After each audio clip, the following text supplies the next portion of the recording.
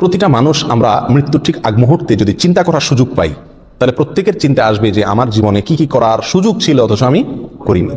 অতএব জীবনের প্রতিটি মুহূর্তকে, প্রতিটি সেকেন্ডকে মূল্যায়ন করা উচিত একজন মুমিনের জন্য। একটা মিনিট সময় এর ভিতরে যদি আমি আমল করতে চাই, তো বহু আমল 1 মিনিটের ভিতরে করা যায়। প্রতিদিনে 1440 মিনিট আমরা ব্যয় করে থাকি। এই 1440 মিনিট থেকে প্রতিদিন যদি 1 মিনিট আমি আমল করি, আর এটা নিয়মিত করি আমার মৃত্যু পর্যন্ত, ইনশাআল্লাহ দেখা যাবে আমার আমল নামায় আমলের বিশাল পাহাড় জমা হয়ে গেছে। কিভাবে সেটা, কিসে আমল আমরা 1 মিনিটের ভিতরে এত আমল করতে পারি? কয়েকটা আমরা নজির স্বরূপ বলতে পারি। 1 মিনিটের ভিতরে আমি যদি সুবহানাল্লাহ পড়ি, 1 মিনিট সুবহানাল্লাহ পড়লে 100 বার সুবহানাল্লাহ বলা যায়। এটা পরীক্ষা করে দেখা হয়েছে, আপনি পরীক্ষা করে দেখতে পারেন।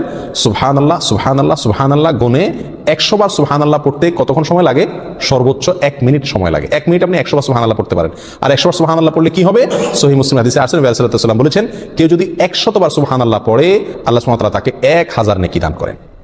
1000টি বিনিময় আল্লাহ তাআলা তাকে কিয়ামতের ময়দানে দান করবেন 100 বার সুবহানাল্লাহ পড়লে। তাহলে প্রতিদিন যদি আমি 1 মিনিট সুবহানাল্লাহ পড়ি শুধুমাত্র, তাহলে প্রতিদিন আমি 1000 করে নেকির মালিক হয়ে গেলাম। 30 দিনে 30,000। এভাবে হিসাব করেন সারা বছর, সারা জিন্দেগি কি পরিমাণ দাঁড়াবে ইনশাআল্লাহ।